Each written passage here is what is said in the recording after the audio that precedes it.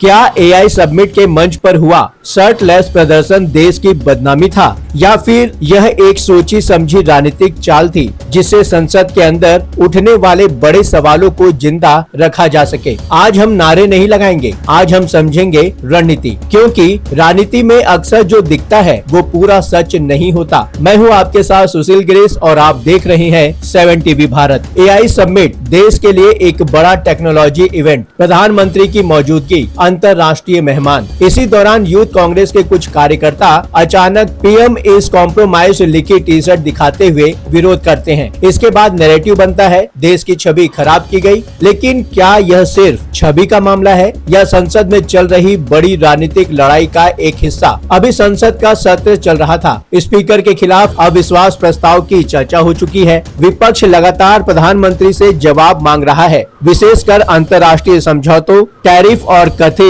Deal politics पर। विपक्ष का आरोप है कि हाल की आर्थिक और व्यापारिक नीतियां दबाव में ली गई। सरकार का कहना है ये सब रणनीतिक और राष्ट्रीय हित में है। यहीं से कॉम्प्रोमाइज वाला नैरेटिव पैदा होता है। जब से डोनाल्ड ट्रंप ने टैरिफ की नीति को सख्ती से लागू किया, भारत अमेरिका व्यापार में उतार चढ़ाव दिखा। भारत ने कुछ उत्पादों पर आयात शुल्क घटाए, जैसे हार्ली डेविडसन मोटरसाइकिल पर टैरिफ कम किया गया। सरकार का तर्क था इससे व्यापारिक संतुलन बनेगा। विपक्ष ने आरोप लगाया ये सब दबाव में लिया गया फैसला था। अब सवाल ये है कि क्या वैश्विक व्यापार में लचीलापन यानी कि कॉम्प्रोमाइज है या रणनीतिक संतुलन? प्रधानमंत्री के इजराइल दौरे को लेकर भी सवाल उठे। भारत ने पिछले वर्षों में इजराइल से रक्षा सौदे बढ़ाए हैं। सरकार कहती है रक्षा आधुनिकीकरण जरूरी है। विपक्ष कहता है टाइमिंग क्यों? क्या यह अमेरिका इजराइल समीकरण से जुड़ा है? यहाँ दर्शकों के लिए समझना ये जरूरी है कि भारत दुनिया का बड़ा हथियार आयातक रहा है, लेकिन यह भी सच है कि रक्षा खरीद कई दशकों से चलती आई नीति का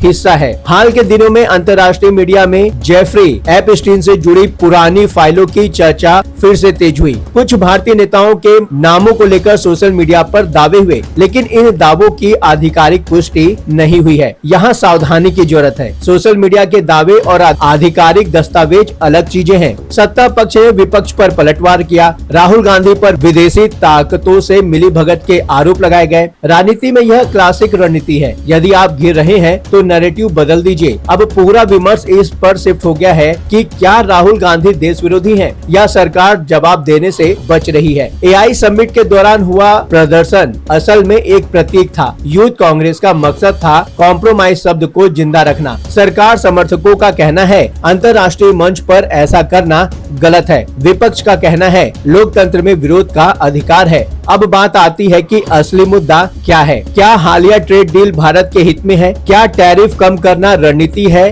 या फिर दबाव? क्या संसद में इन सवालों पर खुली बहस होगी? यही वो सवाल है जिसे जनता समझना चाहती है। राजनीति में नैरेटिव कंट्रोल सबसे बड़ी ताकत है। एक पक्ष कहता है देश की बदनामी, दूसरा पक्ष कहता है लोकतांत्रिक विरोध। लेकिन असली सवाल यह है कि क्या आर्थिक निर्णय पारदर्शी है? क्या संसद में जवाब मिलेंगे? एआई समिट का वह दृश्य कुछ मिनटों का ही था, लेकिन उसके पीछे चल रही राजनीतिक लड़ाई कई महीनों से तैयार हो रही थी। अब फैसला आपके हाथ में है। क्या देश की छवि पर चोट थी या सत्ता को सवालों के कटघरे में खड़ा करने की कोशिश? अपनी राय कमेंट में जरूर लिखिए। वीडियो को शेयर करें ताकि बहस तथ्यों पर हो, सिर्फ नारों पर नहीं। मैं हूं आपके साथ सुशील गिरीश और आप देख रहे हैं 7 टीवी भारत।